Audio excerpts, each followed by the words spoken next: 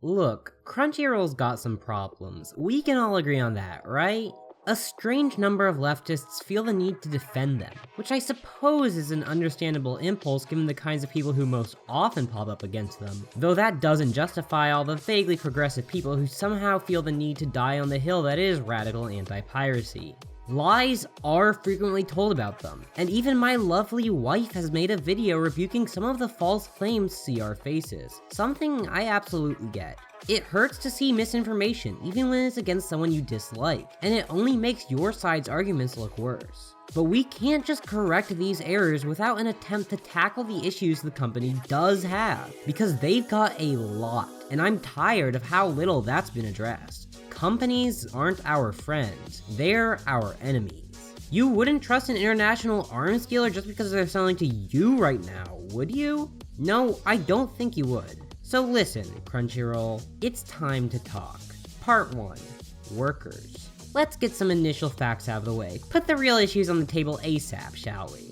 Crunchyroll has not consistently treated its employees well. They're a Silicon Valley company under the control of broader investors after all. They don't exactly exist in an environment where workers' rights are all that valued. Ever thought that CR's translations are suboptimal, especially given that you're paying for them?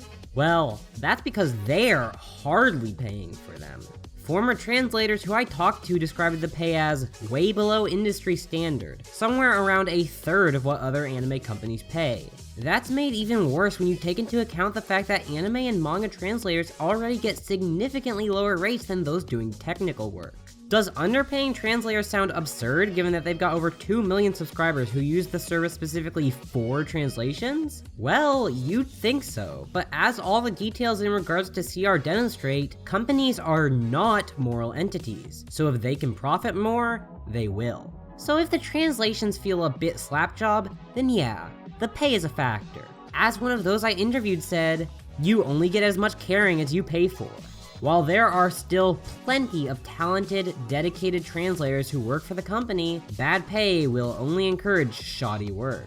But hey, that's not all. Not only are the translators paid poorly, the entire system has serious issues. Managers who make the ultimate subtitling decisions often aren't translators at all, according to one of my sources. At the same time, almost all of the translation staff are contractors, a situation described by one translator as being part of the gig economy.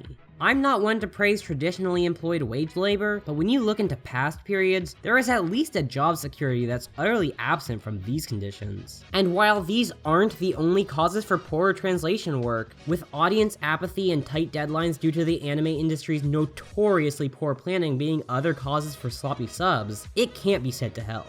And more importantly, it's simply a bad thing.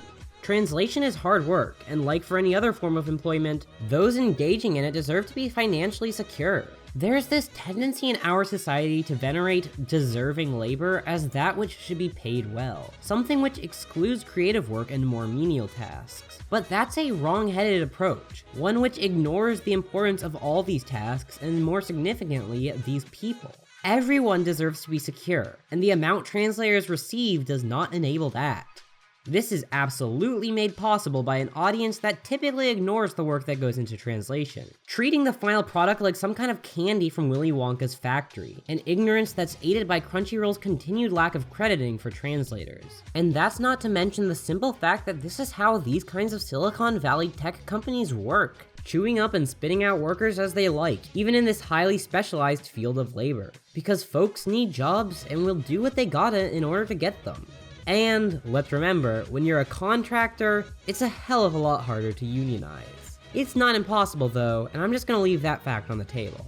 And if you think this is a situation which has only afflicted their translators, then oh boy have I got a bridge to sell ya. A couple of years ago, the engineering section saw significant layoffs, with the jobs being replaced by workers in, drumroll please, the Republic of Moldova, which just so happens to be the poorest country in Europe. And why was this? Well, I can't read into the minds of execs, but I will say that former employees indicate it's from head company Elation's goal of working on Verve over CR. And let me just drop one other bit of useful info. The median salary in the country is, let's see here, less than $400 a month. So, have a guess why they might want to drop the employees they needed to pay in San Francisco, where the pay would need to be well above $4,000 a month. And even when the staff was at Cali, there were plenty of dreadful stories that you can easily find on their Glassdoor page, including the always fun topic of sexual harassment, coupled with a management which actively redirected work from CR to Verve. Talk about bad bosses. There are obviously employees who enjoy working at the company, and some may well respond to this video. Of course, I'd like to say that if the front-facing PR parts of CR are the ones which treat their workers best, and employees from other sections report that as being true, then the anecdotes we do get are going to be the best-looking ones. But I'm sure that people like Miles and Kayla are genuinely happy with their experience. It'd be absurd to claim no one enjoys working there, even some translators and engineers. But that doesn't erase the number of poor reports that exist on the public web, freely available for anyone to look at, or the multiple employees that I was able to track down who had serious issues with the way the company was run and how they were treated.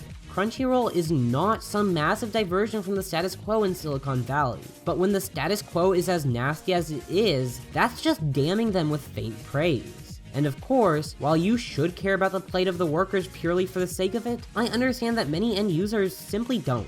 I can't share that approach at all, but I've got to accept it. So let's get another thing straight. If CR treats many of its workers poorly, you can't expect perfect behavior towards its customers. Part 2. Consumers. Hey, so do any of you remember how in 2017, CR was caught having replaced literally every video on their website with ones of far worse quality? Something that was initially dismissed by many as the whining of pirates, until there was a large enough critical mass that they were forced to address it? Just me? Well, according to their official reports, this was legitimately all just a big mistake. Let's accept that as true for a moment, as while it sounds suspicious, I hardly have the technical know-how to accurately evaluate if it's true or not. I'm just an English major. Even being as generous as possible to CR here, this was a strike of massive incompetence, one that followed not all that long after the layoffs and shift to Moldovan development. It also occurred shortly after Verve's debut, a fact I'll just leave right there. Of course, this has been fixed, mostly. CR's encodes are still significantly worse than, let's say, Amazon's, but they aren't actively atrocious right now, barring the issues that still crop up occasionally. However, that's not to mention the fact that many of their backlog shows still have the botched video, despite promises they'd fix all of it. When their tech blog said regular updates would come, well, that didn't happen either. Again, employees from the company are sure to be watching the video, and I really mean to ask this in good faith. Why haven't these posts continued coming?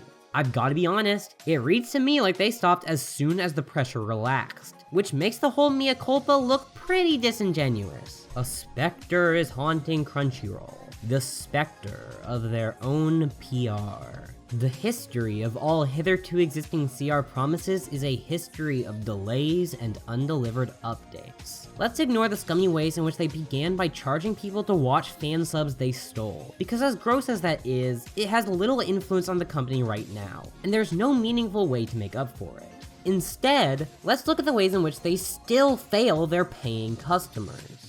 HTML5 streaming was promised for years, and only arrived in 2018, possessing significant problems in spite of that for quite some time, including such obvious ones as not being able to get rid of the timeline bar, and being incapable of changing languages or removing subs without reloading the page. This is shockingly incompetent given that it had been in beta for well over a year before it launched officially. Furthermore, such essential features as offline downloads, promised for 2017, still haven't released. Let's be honest, there's no excuse for this. I'm sure the Japanese side of things has placed plenty of hoops for them to jump through, but if it wasn't viable, they shouldn't have said they'd do it in the first place. And yes, this comes back to the issue with workers. I'm sure those in Moldova are trying their best, and of course they've still got some staff in California, but when you aren't treating your workers well and are actively assigning many of them to work on your company's other streaming platform, one which, in not being tied explicitly to anime, looks a hell of a lot more appetizing to investors, then you aren't going to get new features quickly. And frankly, that only makes things worse for consumers. Of course, I'm not going to pretend that most people pirate because they can't download their episodes. After all, illegal streaming services beat out torrents by something like 100 times, if not more. But it certainly has an influence on my decision-making process, though I am willing to admit that much of why I torrent is a lingering mentality from my time on A rather than any principled decision on my part. Regardless, as the rage towards the lack of HTML5 shows, viewers do care about these issues when made aware of them, and the company will be forced to capitulate if enough of a stir is made. So remember folks, Verve has offline streaming downloads, and CR doesn't, despite the fact that they have the same videos available. Might want to let them know how that makes you feel, especially for those non-Americans in today's audience. Part 3. Capital doesn't care about you. Every company, especially in the modern media landscape, is going to present itself as the best thing since sliced bread, often as better. CR's reps will spare no opportunity to talk about the ways in which they've improved the Western anime landscape, taking us from a place where fan subs would often come a week after episodes aired, and that was the better option, as the speed subs would often be unwatchably bad, to a world wherein we get almost every anime within a couple hours of its release in Japan. And yeah, that's a good thing. I'm very glad that it's happened.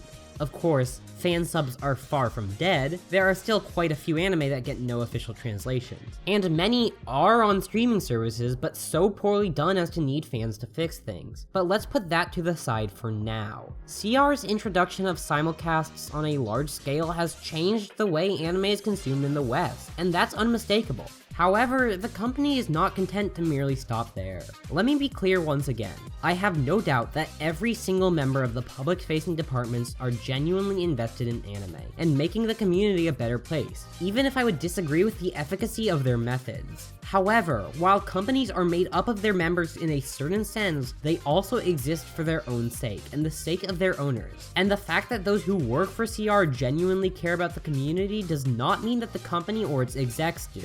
Let's get things straight. Crunchyroll, and more specifically, Elation, only cares about the anime community insofar as it'll make them a profit to do so. This should be obvious, but sometimes it feels like it needs restating. So when the company's PR focuses on its importance to the community, no matter how much those who write it may genuinely care, you need to be suspicious. CR Expo's organizers probably do want to make a fun con to attend, but it still serves to pump up the brand recognition and power of the company, only further serving the clear goal of making Crunchyroll the first word you think of when you hear anime. They can only benefit from establishing that mental link, so of course, their PR will explicitly or implicitly attempt to do so. The CR branded anime awards are just another example of trying to establish this connection. The issue here is that CR is not what makes up anime. Ignoring the many shows which go to their competitors or just aren't licensed at all, CR simply is not what people come to this community for. The service is a streaming platform, not a community in itself, and yet it seems that they'd like to change that. Again, this is only natural. The company will see far more success if it becomes an entire experience in itself. But as someone who loves anime due to the many people who create it, most of whom see little to nothing from CR, though I can't blame them for the state of the industry, and the stories it has to tell, CR does nothing for me aside from the admittedly very important task of subtitling shows. But let's be real, the translators are not the ones who are getting the dividends when CR doubles in size in less than 2 years. Money simply doesn't trickle down, and it never will, not to the translators, not to the engineers, and not to the staff behind your favorite shows. Anime is obviously going to be a part of capitalist systems as long as capitalism exists. Fingers crossed on that one. But that doesn't mean we need to allow a company like CR to dominate the entire landscape. However, we should keep one thing in mind. They only care about keeping us happy insofar as it helps them make a profit. But for now at least, keeping us happy is a requirement. If viewers do what they can to hurt the bottom line, be that through mass outrage or through outright boycotting, they could be forced to pay their workers better, or finally roll out offline streaming, or fund shows people actually want instead of garbage like Kemono Friends 2. They could put their money where their mouth is with the faux progressive sentiments and actually help marginalized people in a more direct way, rather than using the rainbow flag as a cloak while they produce often repulsive shows. They're always going to be an amoral company, plastering a friendly, woke veneer over the Kafka-esque interior, but we can at least try and minimize the damage in spite of that. To return to the metaphor of the arms dealer, it isn't wrong to buy from them. Those weapons will help you accomplish what you need them to, but they'll always be ready to sell to your enemies for the right price, so I'd avoid cozying up to them too closely, or you might end up with a bullet in the back of the head. Fun fact, I made this video before Crunchyroll announced that they're going to be charging customers more, so, keep that in mind. Thanks to all my patrons who make this possible, especially my $10 patrons, Alice, Vey, Annalisa Koenig, Petra, Jolene Munson, Rose, Kathleen Rao, Shadowfish, Pajama God, If I Give Zaria Money Will the Boob Fairy Take Away My Stubble, Blanc, John Clark, DJ Jax, Days of Summer, Wardog E, Michael Tersigny, Mad Marks, Sorty Meeks, and a Melody Heron Anderson. You can also give me a one-time donation with the Ko-fi link listed below. Sorry I haven't uploaded in a bit. Copyright strikes suck, so I probably won't upload for a bit more until those get dealt with. You can also find out where else I'm at in the description, and I'll see you next time. Bye!